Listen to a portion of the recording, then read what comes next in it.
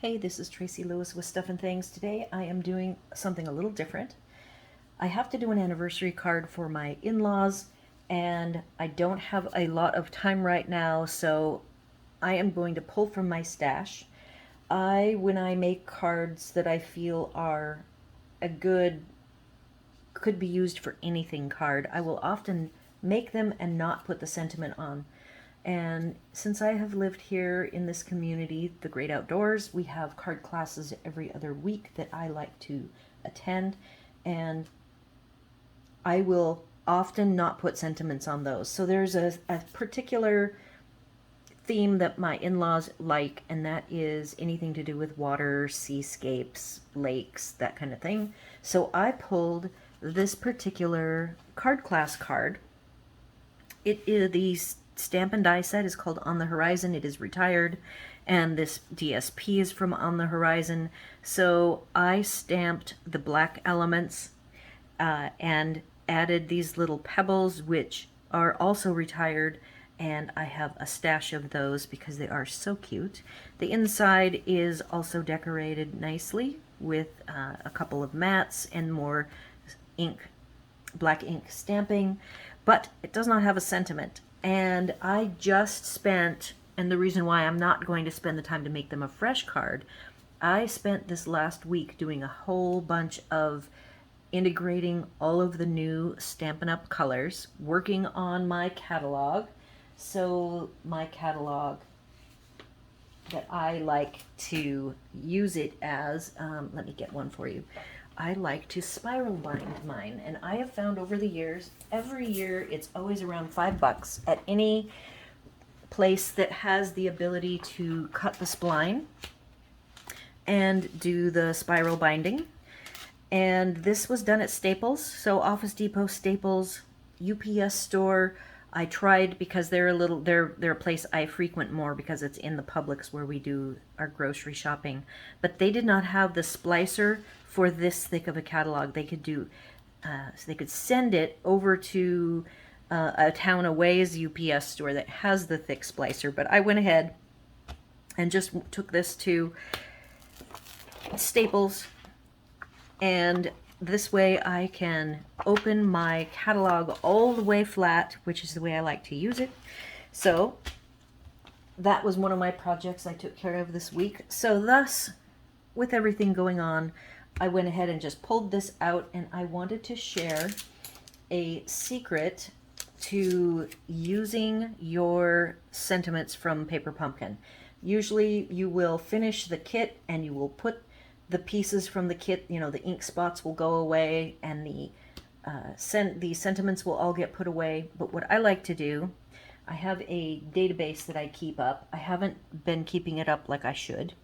And it is, sometimes it has all of the sentiments in the catalog, but in the last 2 catalog releases, I have been busy with my house and nesting in it, so I have not had spent the time. It takes, for an annual catalog, it takes me a good probably 60 to 80 hours, 2 weeks of time with many hours a day, maybe not full time, but many weeks of time to get the catalog updated, and I just haven't had time to do it. But I did, and I turned it off so you can't even see it, but you can see my Paper Pumpkin sentiments, and you can go into my tool. I will have a link to it in the description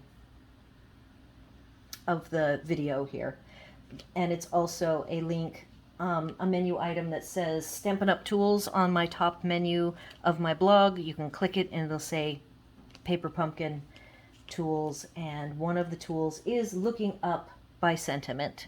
And I found, for the word anniversary, I found this anniversary. It is the May 2018 Manly Moments that uses the Mossy Meadow, and I keep the instructions so I will remember what the kit looked like. And then I have, in the same container with the instructions, I keep the sentiments. You could put these in a binder, you could slip them in a double-pocketed storage solution, you can put them in sleeves like I do. I have 6 years worth of them, going on 7, in 2 different boxes now. They've expanded and pretty much filled up 2 boxes.